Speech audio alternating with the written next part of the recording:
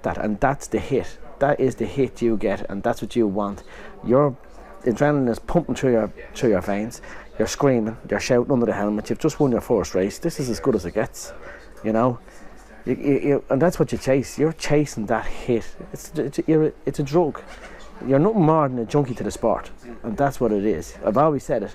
You're a junkie to the sport because it does not matter. You just want to race. To go there, get your first race win, and meet me support year was fantastic.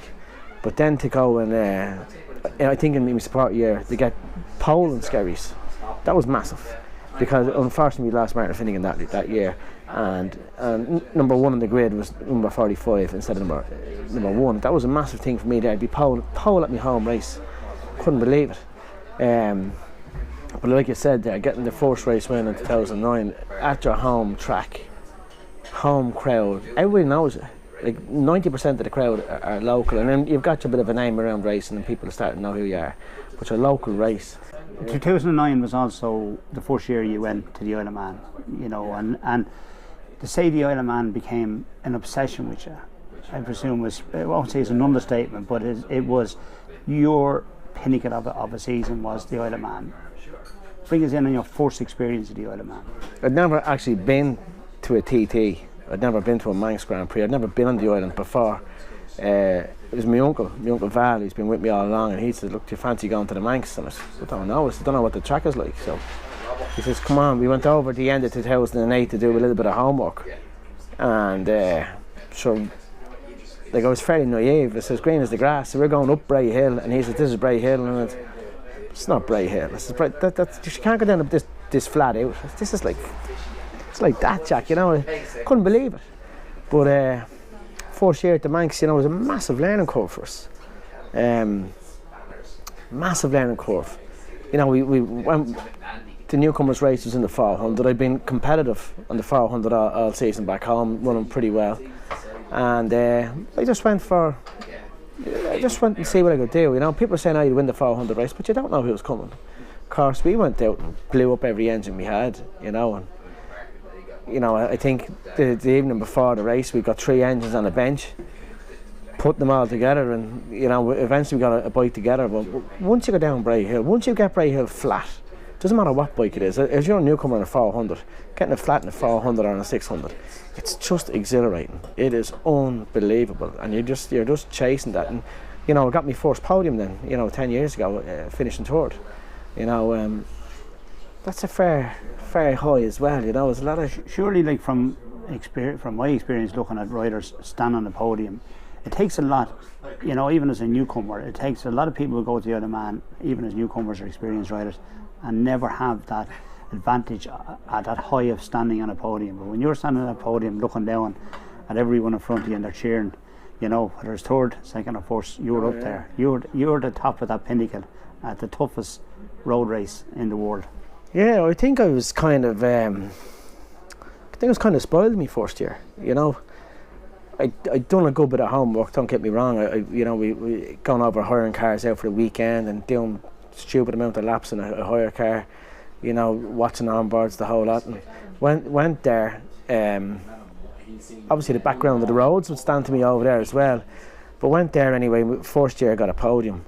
You know, I think my second ever lap on a 600 was 109.998.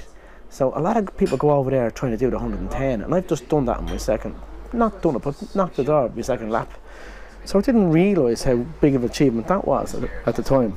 Yeah, but the Isle of Man, everyone says the Isle of Man is a 3-year learning course. Like, I mean, even the top men. 20 years learning, Jack. You know what I mean? But you're still learning. I've done it 10 years this year, and I still learned and changed things this year. Yeah, because when you're going faster, the course is different. Every time you go faster, that course is that little bit different, and people find it strange to understand.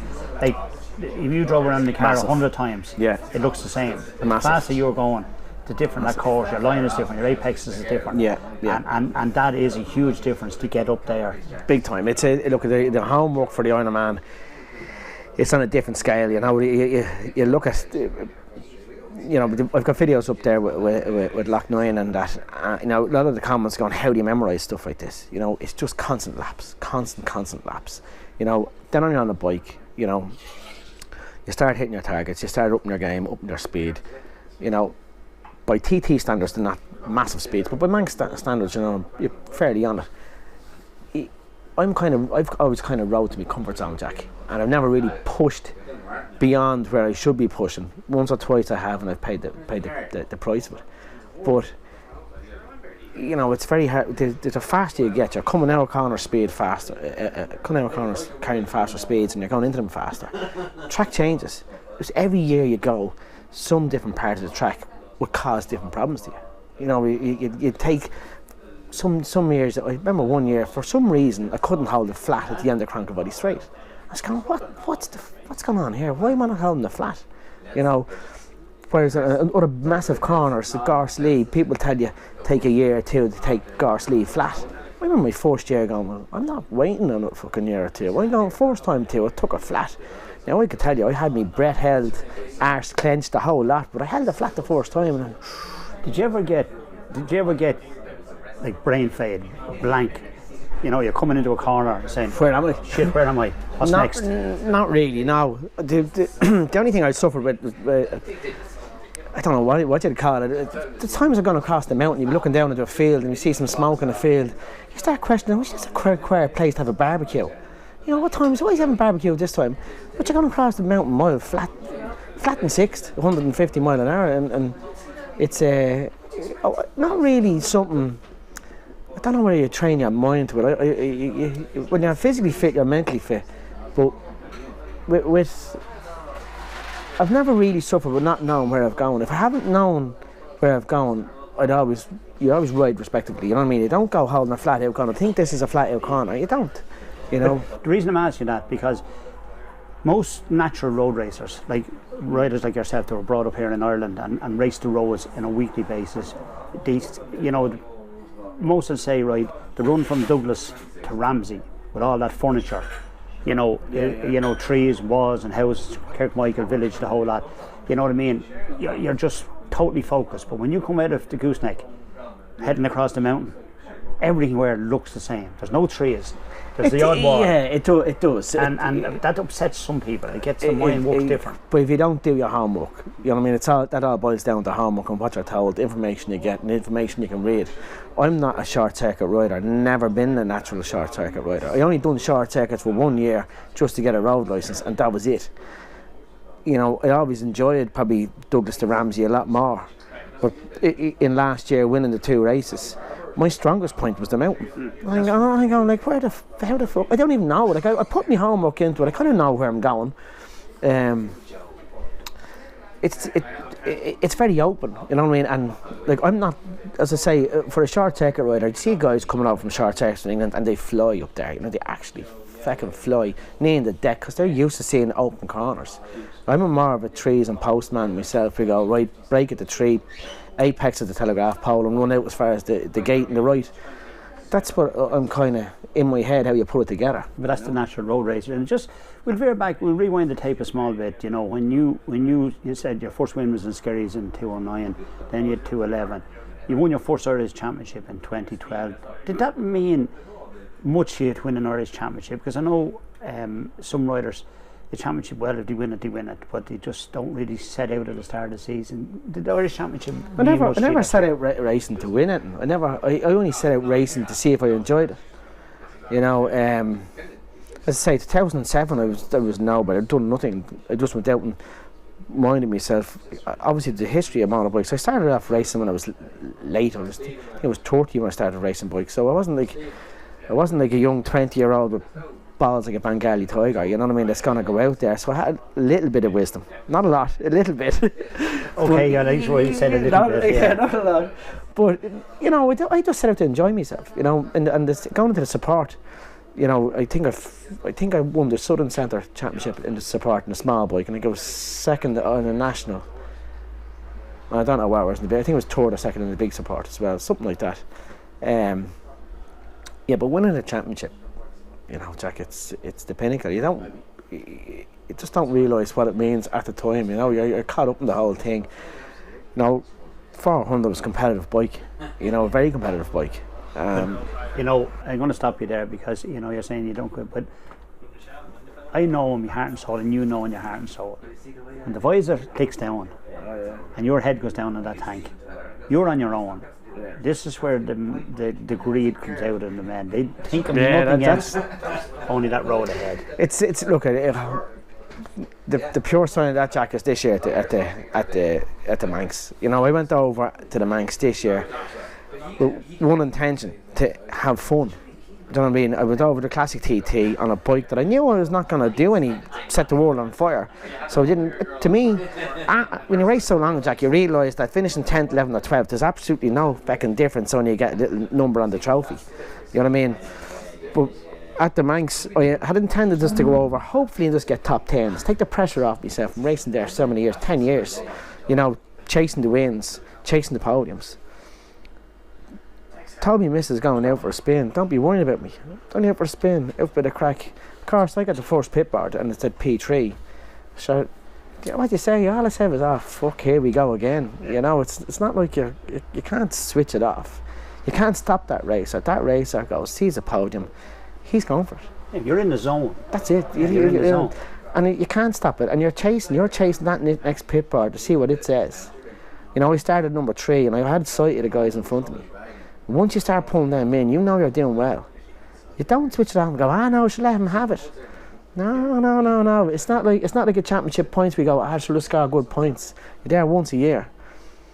You know, I was intended going to the Manx this year and having it was my last year. But once that, if I hadn't have got the pit board that said P3, the pit board had it said P6.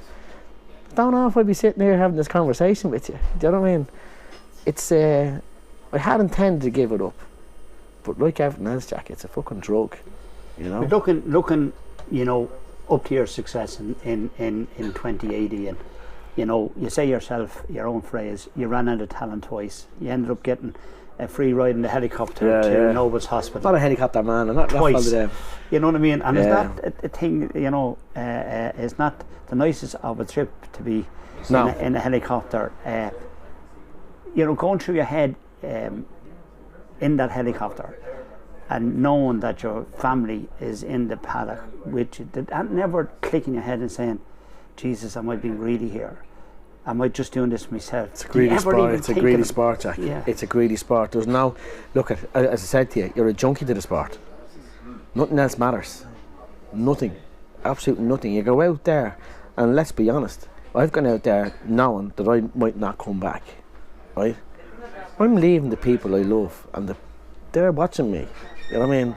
I love them just as much as they love me, but I love motorbikes more. I love racing more. That's what I want to do. I want to go down Bray Hill as hard as I can go. If I can do 170 down there, I want to do 175.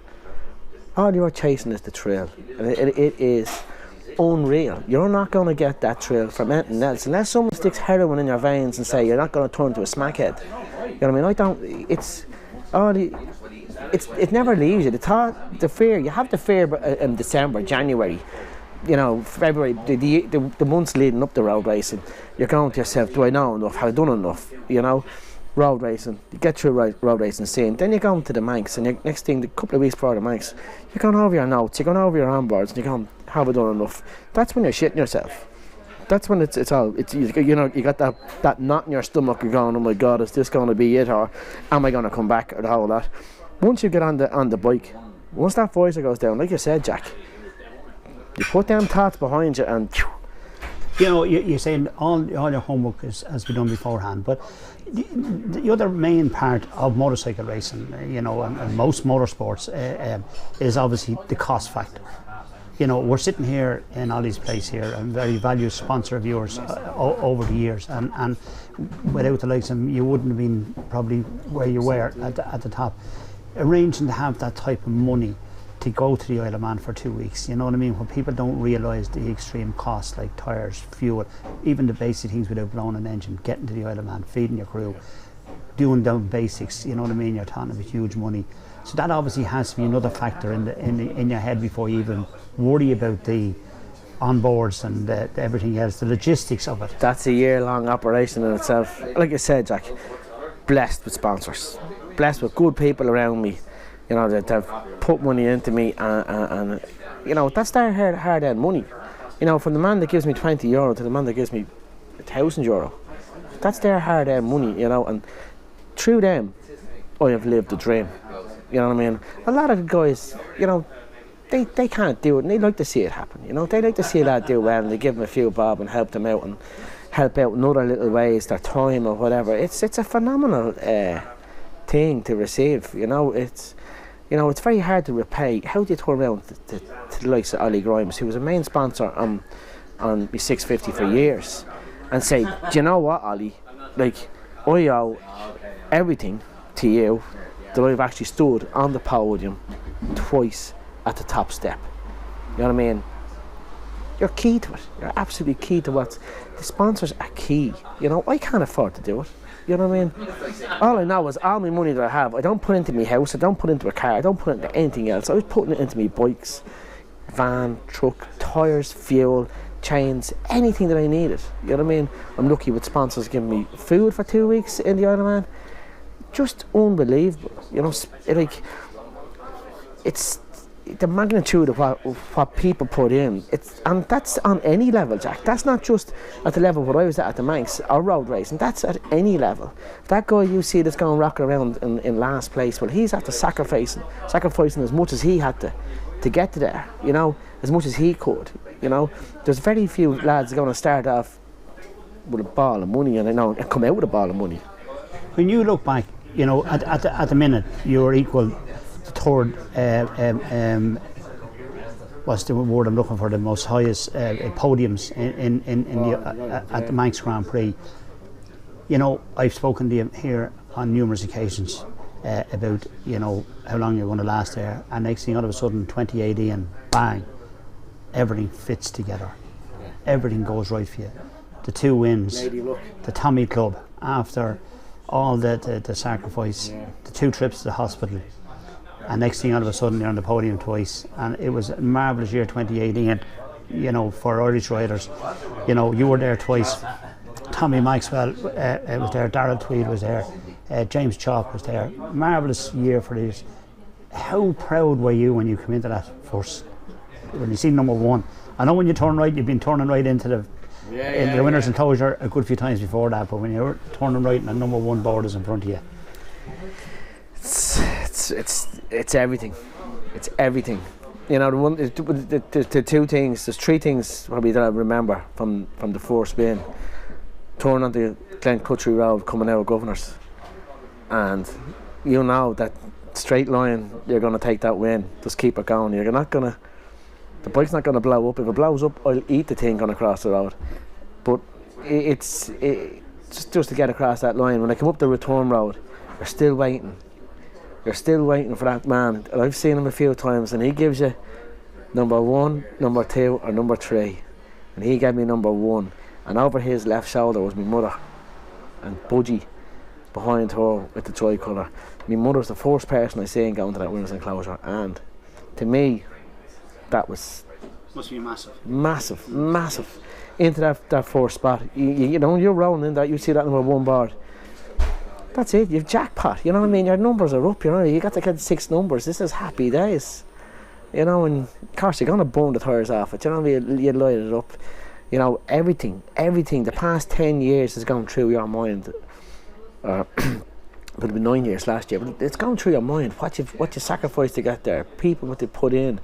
You know, and it's a massive emotional experience, you know, but like, it's like that first road race win in 2008, that hit you get, that scream you want, that's bang, you were getting it, you know, you've just got it again, higher level, ultimate high. Yeah. It doesn't get any better. You know, you took the second win, and then you went out in the senior and you joined the Tommy Club, and you know the elusiveness of the Tommy Club. There's only going to be ever 36 riders in it. Your number 17, 19. So it's a club that will have a very elite amount of members, and that's it. And you're one of them. And that again must be. I've been chasing. I won't say as good as a win, but you've been chasing it for a few years. If you had said give me another podium or give me a Tommy Club, I'd take a Tommy Club like that, hands down, every day of the week. You know, after getting the second win, which was another bit of a, I know it was a bit of a fluke. I kind of messed up so much in that one. But like I wasn't even going to go out in the senior race. You know, I turned around to the guys, you know, we're after having a cracking couple of weeks. do you want to go out and say, look, I'm not going to get any better, I'm not going to win it, I'm not going to be pushing that hard to win it, so why bother? And he says, look, go out and enjoy yourself, have a spin. So he says, all right, yeah. So grand, I went out. Of course, no pressure, you ride your best. So I remember coming into the pits and the brother tells me, he says, get your finger out, there's only a second or two on this. I says, what do you mean? So I'm not even trying. Obviously you're hitting your markers, you're riding well, and you know, when I come in then I had a bit of a ding dong in the last lap with another rider. Well, I had a ding dong with this year. But to come in the last lap, and I remember Budgie Carnell Hare come up to me and he's giving me this, and I go, what's he on about? My temperature? I said, what the fuck's he on about? Transponder. So I have a fan on the bike and I clicked on the fan. The next thing, you're in the Tommy Club. Jack, I wasn't even trying for the Tommy Club. I was out there for the fun. Yeah, but the other man, into the winner's enclosure, and you know what I mean. It's not as good as a win. No. But I can tell you one thing: it's right next door. It's on the same shelf as a win. You know, and it's been something I've been chasing, and I reckon I've been myself 2 years chasing it. You know, but it is just as high in my regard as getting that win. You know, and it's I have a little leaf, a little cert at home that says I'm in the Tommy Club, and it's up on the wall. You come read it anytime you want. Experienced TT riders will tell you, when you're at ease on that course, and people find this quite hard to understand, when you're at ease on that course, as you say, hitting your apexes, you're hitting your corners, your braking points are perfect, everything is flowing, like, you know, you're just on a rhythm. And you know, you say sometimes when out there you're that tensed up and you binned it twice in there, and it's the easiest place. And you know, when we fast forward to this year, you come round Glen Helen 1, and you take up the story when the front wheel started to go away from you, what you told me. This year? Yes, this year. Well, you know, it's one of those things. I said I didn't want to be coming this year to ride as hard as I did, and pushing as hard as I did. You know, I was chasing third place. You know, I'd come out. I was strong enough through Glen Helen, you know, but just as you come out of that last one, heading up towards Sarah's, and she took the front, like literally that was it. She slid the front. Now, fraction of a second, Jack, but your mind is working so fast. You know, your mind is working like a razor blade there. It's as sharp as that. And I've took the front. Like that, I could feel on the knee in the deck anyway. Next thing I feel the bike line on my leg. I'm looking, I know I got a wall on the right hand side of me, and I'm going, fuck this, I don't want to be in a helicopter again. And next thing she gripped. Now it's split second, but it all goes through your mind. You know, split second, you got it, you're back into race mode, you're racing up around the corner. What was going through your mind going down the Cronker body straight after that? What the fuck am I doing here? Yeah. So that was obviously, you know what I mean? The turning point. I had an argument with myself. Realistically, I had an argument with myself going from Sarah's down Cronker body. You know, next couple of miles. You know what I mean? Like realistically, Jack. Never milestone, Hanley's walls. You know what I mean? You got all these places, you know, and you're walking through them all. My mind wasn't on a tour place. My mind was going, I have to get out of this game. You know what I mean? And I had to be fair to myself, Jack. This is a numbers game. You know, I'm racing 10 years at the Isle of Man. You know, 12 years on the roads. You know, I literally going down Cronkervody Straight and going, I've got people there that love me, and I love them, and I didn't want to be pushing that hard.